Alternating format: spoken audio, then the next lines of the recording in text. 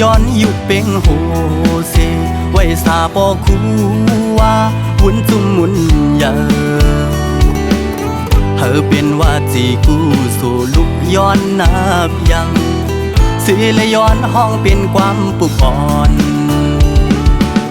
สมซื้อจอมปอคูว่ามีปารมีพรเตทัดกองงูคำมหาโพธิพุทธกา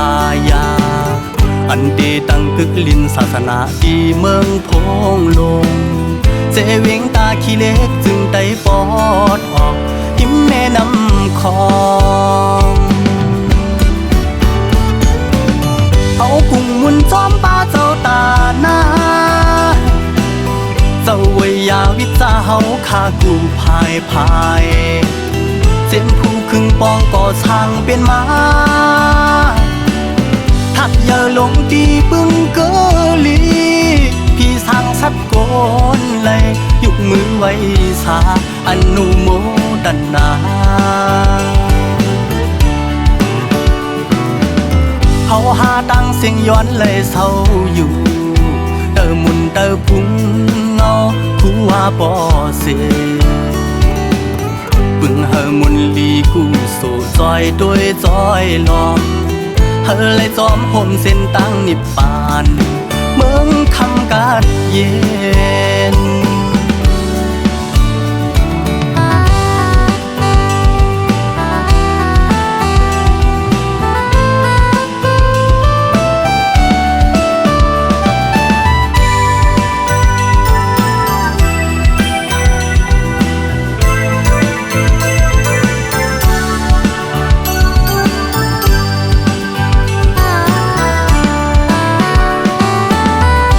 ซื้อจอมปอคูว่ามีปารมีอ่อนเตทัดกองมูคำพุทธกายา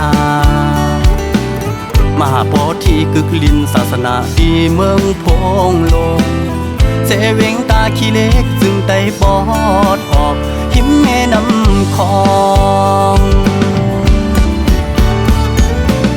เอากุ้งมุนจอมป้าเจ้าตาหน้า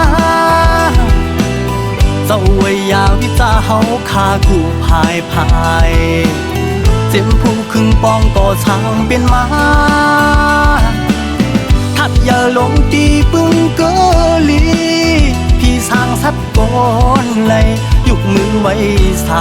อนุโมทนาเขาหาตั้งเสียงย้อนเลยเศร้าอยู่เตอมุนเตอพุงเงาคู่ว่าบ่เสปึงเฮอมุนลีกูสู่ซอยโดยซอยลอมเฮอเลยจอมห่มเส้นตั้งนิพพานเมืองคำกาดเย็นเฮอเลยจอมห่มเส้นตั้งนิพพาน